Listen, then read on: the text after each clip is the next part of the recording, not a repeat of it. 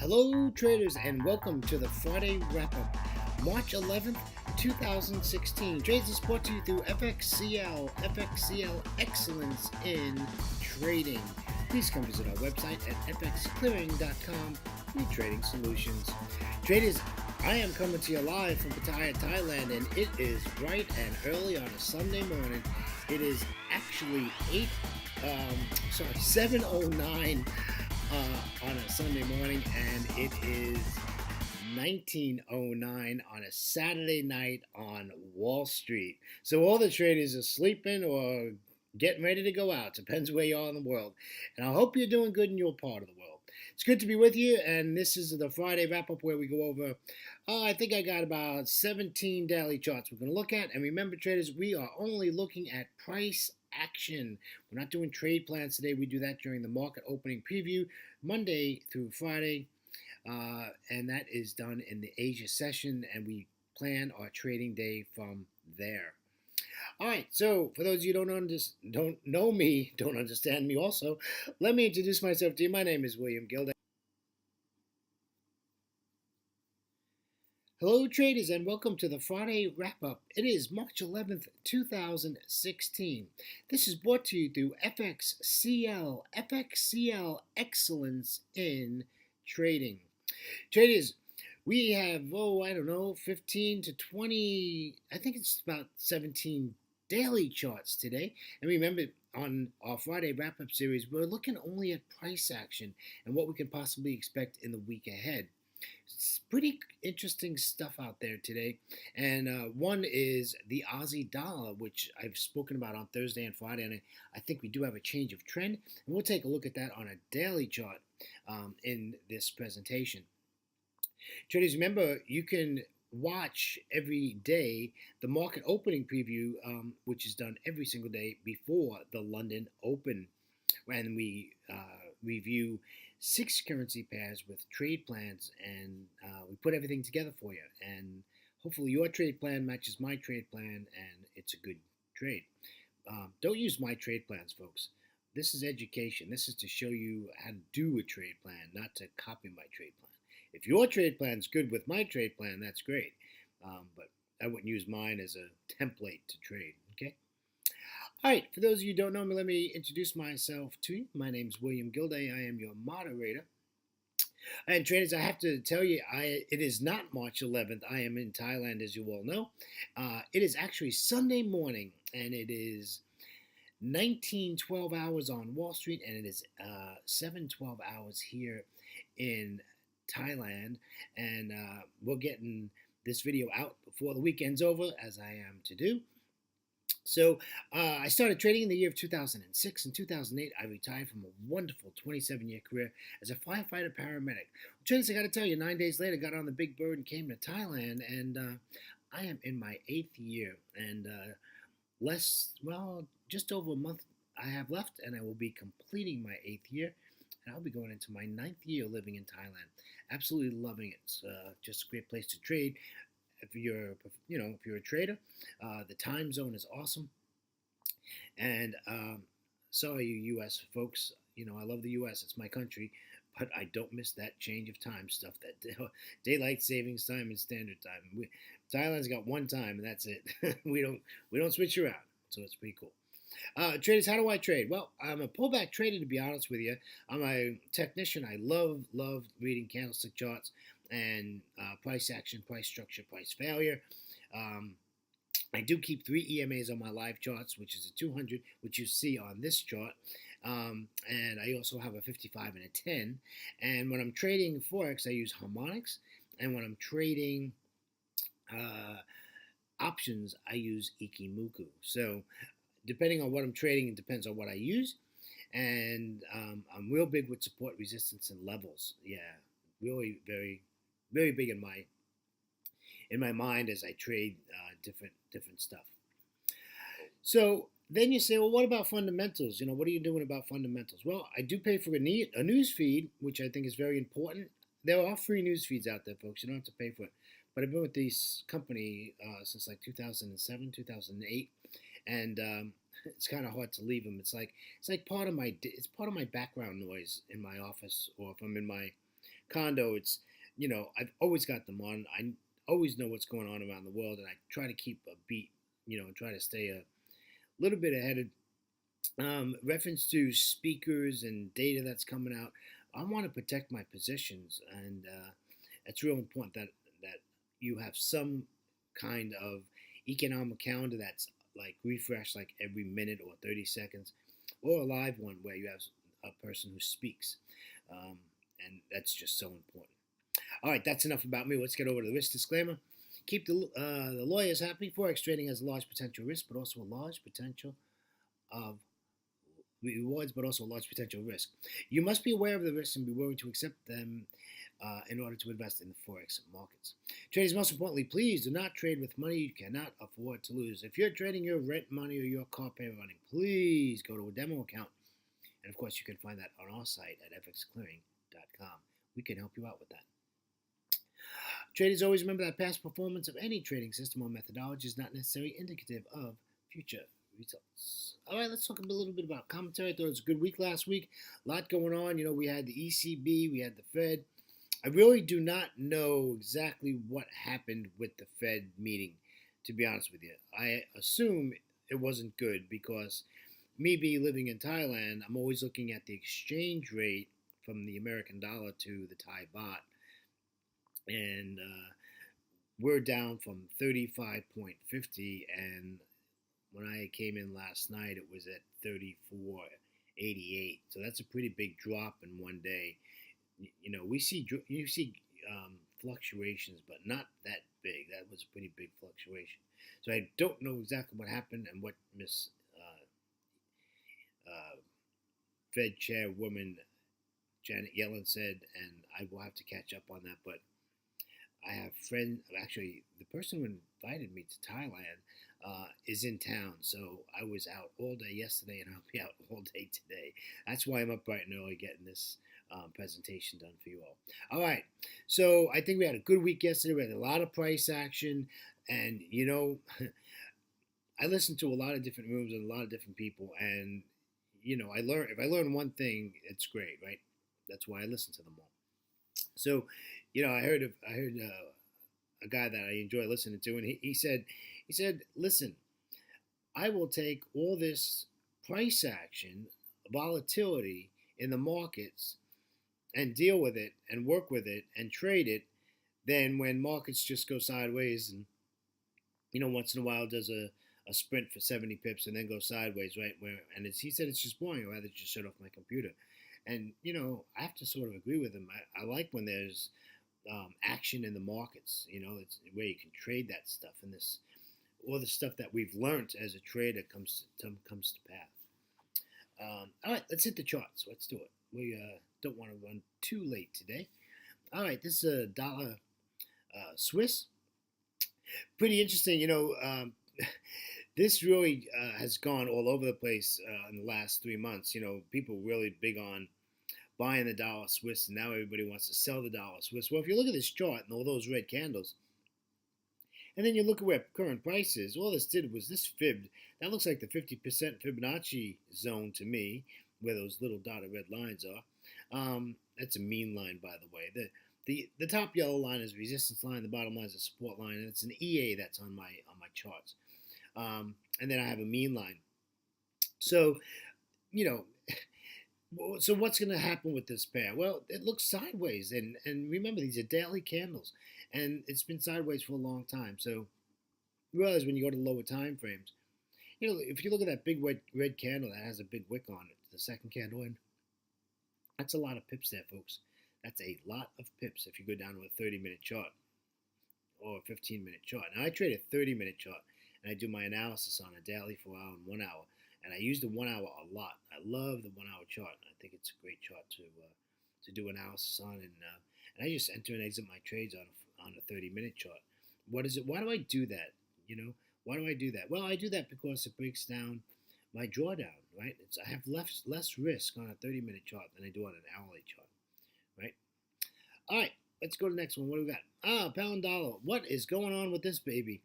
Yep, it's in a downtrend. It is in a downtrend. It hasn't taken out any significant highs here. Now it's at resistance. If you look where price stopped at the end of the close on the U.S. market's closed.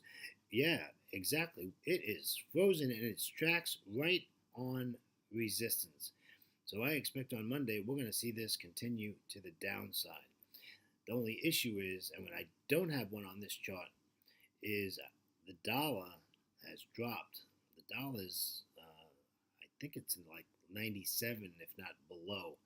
And last Monday it was at 98. So it's like all over the place, the dollar. And the reason I watch the dollar is because, of course, I live in Thailand. Like I said, I watch my currencies exchange rates um, because of my financial situation is all in dollars. So, all right, so let's take a look at the euro dollar. This pair is just this pair is unbelievable, folks. The euro dollar is bearish. It's bearish, folks. Where we had a couple of updates here. We had that big blue candle is. Um, I think that was Draghi's talk. Um, when did the Fed speak? Thursday? No, Draghi spoke Thursday, and I thought Janet Yellen spoke on Friday. Pretty sure that's the way that worked. So anyhow, Draghi really jolted the markets, and it went in the opposite direction than expected. Everybody expected price to dump, and from his comments, and the market took it as a positive and just went up with it. And I heard that Goldman Sachs took a huge, huge hit. Um, Apparently, they traded this short before his speech, and he made a speech, and of course, you can see the reaction. But if you look at this spatially, this is a bearish pair. Okay, we're bearish on the euro dollar.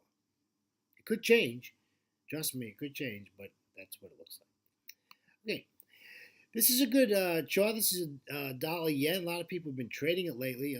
I don't trade the dollar yen. It's just I can only see so many charts at one time.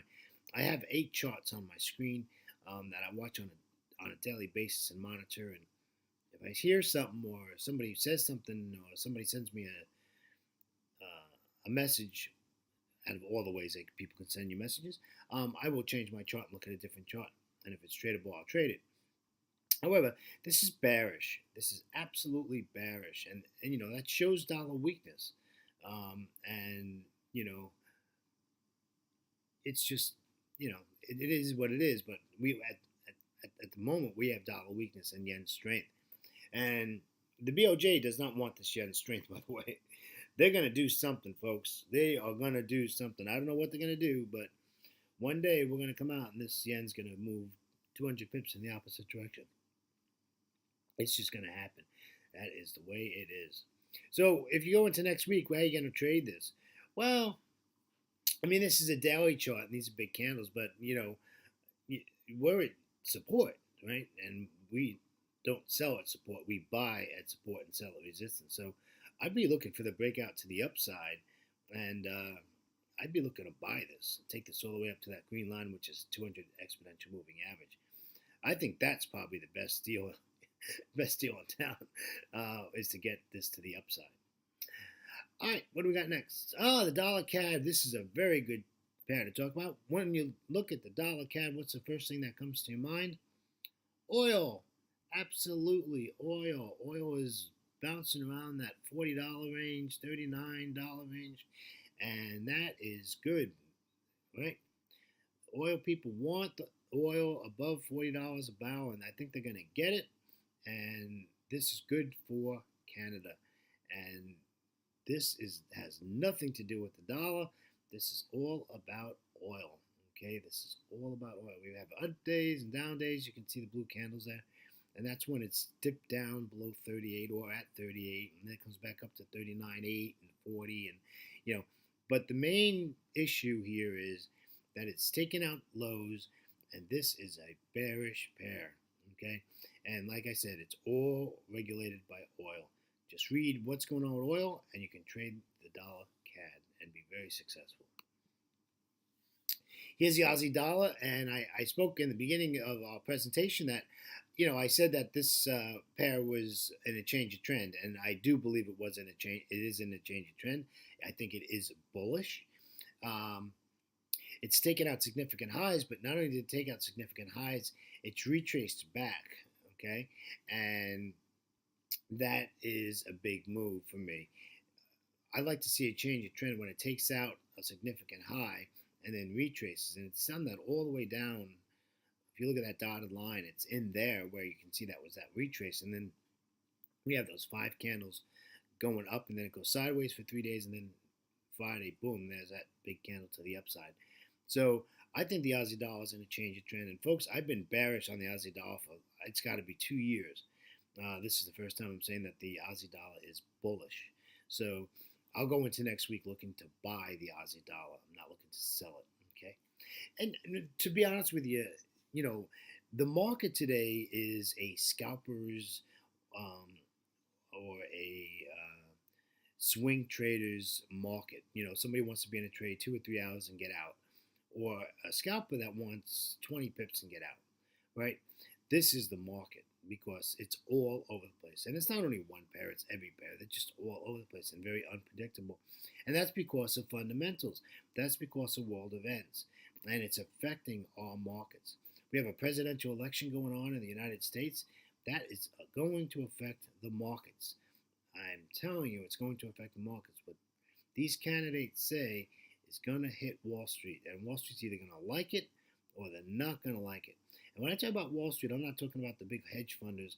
I'm talking about the little guys like me and you. Well, you might be bigger than me. But, the guys who are trading off computers at their house. And